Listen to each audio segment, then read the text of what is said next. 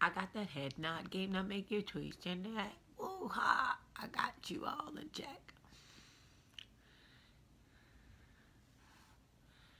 Good morning. Hey, Joni. Good morning. Oh, Anne, enjoy the beach. Morning, Lauren. Hey, Barb. Hey, Joelle. Good morning. Good morning, Michael. Oh, Lord. Good morning, good morning, good morning. Good morning, everybody, and welcome to Coffee Talk. It's Thursday. I'm going to get up and get my oil changed. How sexy is that? And get gas, and then I'm going to drive to Atlanta. You know, it's crazy when I have to drive to Atlanta for one meeting and drive all the way back. I swear I could Skype into this shit.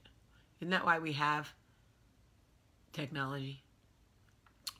Anyway, it'll be fun to see the crew. I hope that everybody slept well. I had dinner last night with my cousin, who is a diplomat in Senegal, which is a country in Africa. Quick note for those of you who may not have known. Africa is a continent made up of 53 countries. So, yeah, a lot of people don't know that, and they say the wrong thing. Let me not get started on some of the ugly things people say. But just so you know, Africa is a continent made up of 53 countries. Africa is massive. You could fit all of North America, all of Western Europe, all of China and Alaska inside Africa and still have room left over for stuffing. Okay. Anyway. Okay. So, anyway, she was telling me about like, just life overseas and I don't know, being in the military for that long and being in the military right now. Just, you know, things I won't ever have to think about. But she's amazing and brilliant.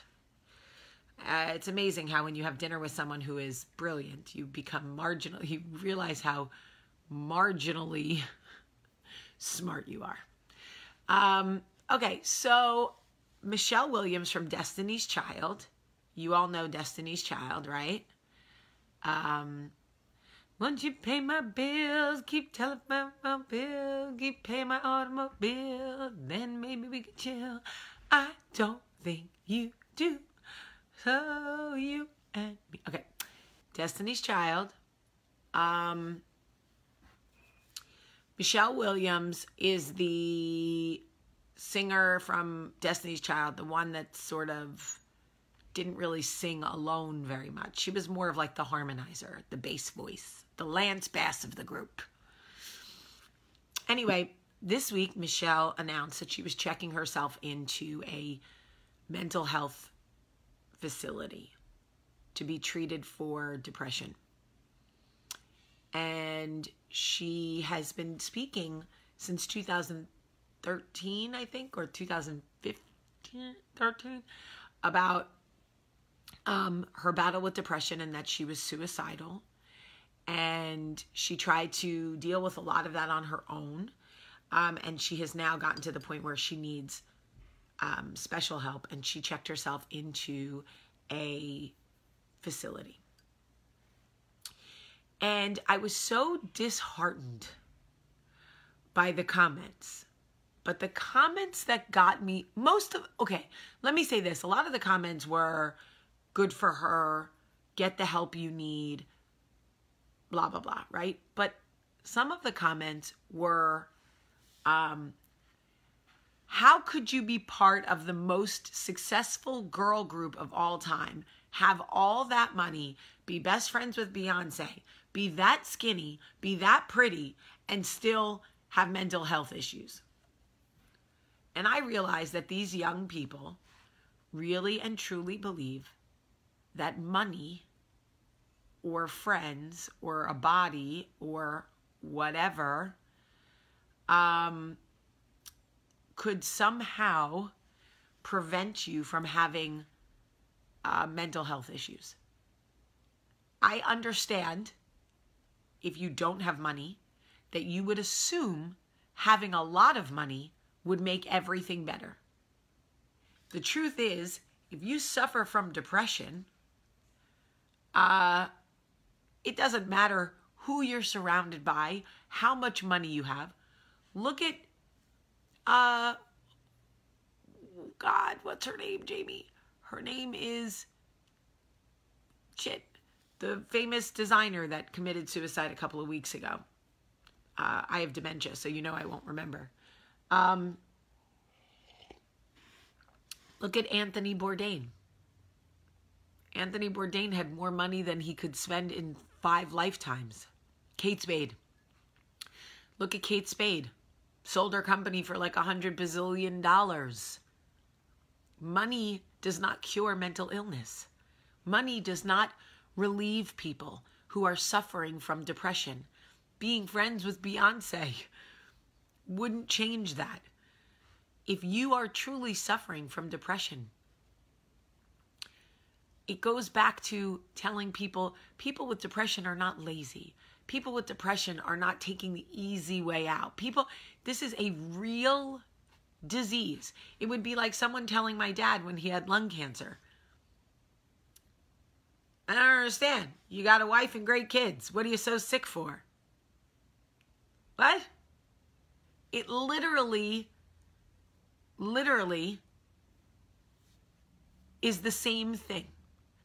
Telling somebody who is suffering with a mental illness that they should not have that mental illness based on their socioeconomic status or their marriage status or whatever is like telling somebody with lung cancer they shouldn't be sick because they have a great wife.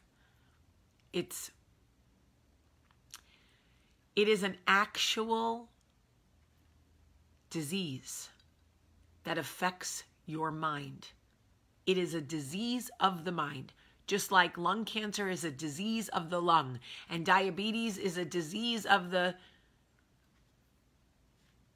part of your body that controls insulin. Okay?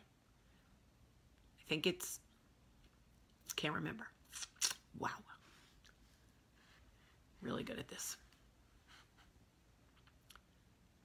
You know, if somebody had cirrhosis, you're not going to tell them they shouldn't be sick and their liver should be fine because they have some money.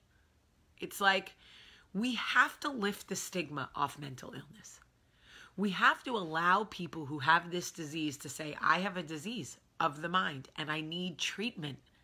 Just like somebody with a disease of the lung would go get treatment. Any disease deserves treatment without stigma. Any disease. And depression is oftentimes part of something bigger, but even if it isn't, listen, I don't understand lung cancer. I've never had lung cancer. Thank God. But I saw my dad go through it. I know what it can look like.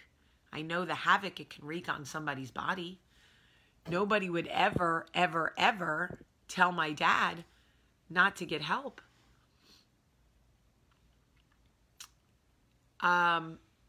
So I just say this to anybody who is suffering or living with or healing from or whatever stage you're in of any mental illness. Not everybody is moronic. Some of us truly understand that it is a disease and that you are living with it and treating it and dealing with it the best that you can. Same thing goes with OCD or anxiety or, whatever it is that you have.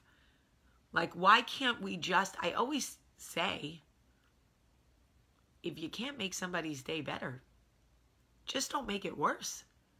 I'm not asking you to come out here and be a healer. I'm not asking you to come out here and be a hero. I'm just saying that if somebody says, I am living with mental illness and it is winning right now and I need real help, what is the point of saying, how could you have any mental health issues? You're super rich.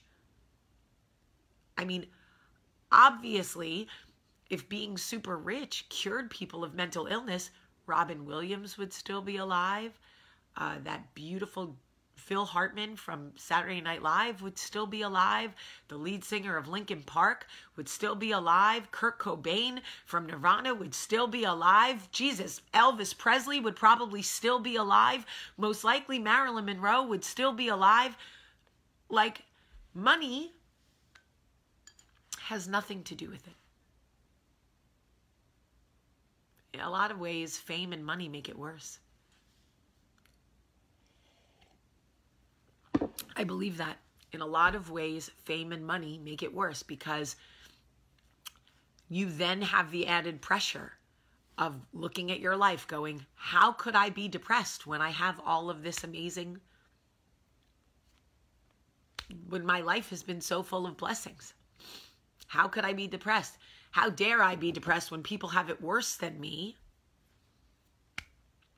And I'm here, you know, whatever. Oh, the just stop. Somebody just said their grandson has OCD and their spouse tells them just stop.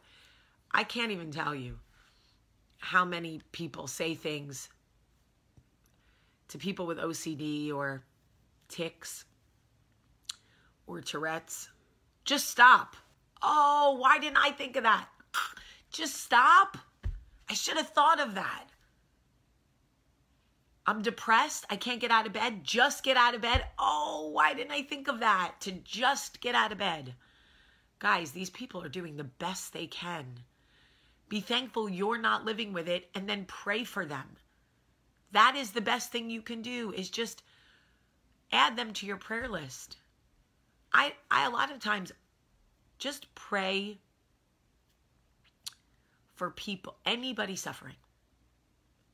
Every time I pray, I say to God, and I ask for complete and total healing for anybody suffering. Very simple. Complete and total healing for anybody suffering. You don't have to pray for people specifically. You don't have to know what they're going through or how to deal with it. You don't have to have had experience with it. You can just pray for them. Lord, I ask you for complete and total healing for anybody suffering. Oh yeah, people with depression, just be happy. Just snap out of it. Just don't do it. I remember when I was young, I'm going to tell you guys something you didn't know about me. I didn't stop sucking my thumb until I was 20. You may know that. Some of you may know that. I sucked my tongue. I sucked my thumb. I sucked my thumb until I was 20. Now, I'm not comparing sucking a thumb to mental illness, but just hear me out for a second. I couldn't stop. When I tell you I couldn't stop, I'm telling you I could not stop. My mother tried everything. She tortured me when I was little. She didn't mean to, but she didn't know better. She tried to make me stay up all night watching me so I wouldn't put my thumb in my mouth. That didn't work. She tried putting stuff on my thumb. That didn't work. She tried shaming me and embarrassing me. That didn't work. She tried socks on my hands. That didn't work. She tried tying my hands. That didn't work. She tried doctors. She tried orthodontic apparatuses, Grabers, braces, everything. And nothing worked. And the more that she leaned into me about it and made me feel bad about it and shamed me for it, the more sad I got. And I remember my father saying to her, what will be worse? A child who sucks her thumb or a child who is like clinically depressed? And I think that my mom was like, holy shit, you're right. Just let her suck her thumb. Who cares? If she gets married sucking her thumb, who gives a shit? If she goes to college sucking her thumb, by the way, everybody used to say to my mom, she won't go to college sucking her thumb. Guess what? I went to college sucking my thumb. I used to lay on my boyfriend's chest while we were watching movies and suck my thumb. I sucked my thumb until right before my 21st birthday. Want to know how I stopped sucking my thumb? I was ready. I wanted to stop. I did not want to suck my thumb as a 21-year-old. I was afraid I was going to be in bars sucking my thumb. So I went down to the dock or the whatever in Baltimore, the harbor, and I got my tongue pierced. I put a giant bar. You could probably still see the hole. Right there. Giant bar through my tongue. Boom. A big barbell. And I was one of those people with a pierced tongue. Like, I was really cool. It was the only way I could stop. It was the only way I could stop. It was such a mental thing for me. I just want you to understand, I know this is not mental illness. I'm just using this as a example of something that like people would say to me, just stop. Oh, yes, Fells Point, Kelly. That's where I went. Thank you. Yes, Fells Point. And I pierced my tongue. But when I couldn't stop, people would go, just stop. Oh, why didn't I think of that? Just don't do it. Oh. Just don't put it in your mouth. Oh. Is that? Oh, just don't. Anyway. I now have a son who's 9.5 who sucks his thumb. And I went to Towson, yeah. And people know I'm from New Jersey, but I went to college in Baltimore. Hi, Shan. Oh, Chantel will tell you. We were like best friends in high school. I sucked my thumb all the time. All the time. I now have a son who sucks his thumb, and people say to him, just don't do it. Just stop. And I'm like, don't say that to him. Just mind your business. He's not your kid. Don't worry about it. My son will stop sucking his thumb when he's ready. It's really simple. It'll be fine. Charlie sucks her 2 fingers. She loves her fingers. If Charlie goes, oh, all right, Betsy. If Charlie sucks her 2 fingers till she goes to college, you know what? Charlie ain't gonna have no problem finding happiness or a man. I don't believe. Or a woman. I don't really care what she finds. She's not gonna have a problem finding it because of her fingers. That's for sure. So anyway, just a daily reminder to anybody out there who is living with any sort of illness, mental or otherwise. We see you. We love you. We are going to keep you in our prayers. We understand that if you could cure yourself, if you could just stop, you would. And hopefully nobody in the Coffee Talk family would ever say anything like, just stop, just be happy, just get out of bed, just get over it, stop worrying, because those things are incredibly insensitive and they don't help. And I understand. I know that you're probably out there listening right now with mental illness going, I know this girl's not comparing sucking her thumb to my mental illness. I'm not. I'm only comparing the fact that people would say things to me like, just stop. And it seemed like the most absurd thing to say to somebody who was 19 years old and could obviously not just stop. Don't you think if I could have just stopped, I would have just stopped in 2nd grade when people started making fun of me? Lord. Anyway, I love you guys. I love you more today than I did yesterday. And I'll continue to pray for you. And I hope that you have a beautiful, beautiful day.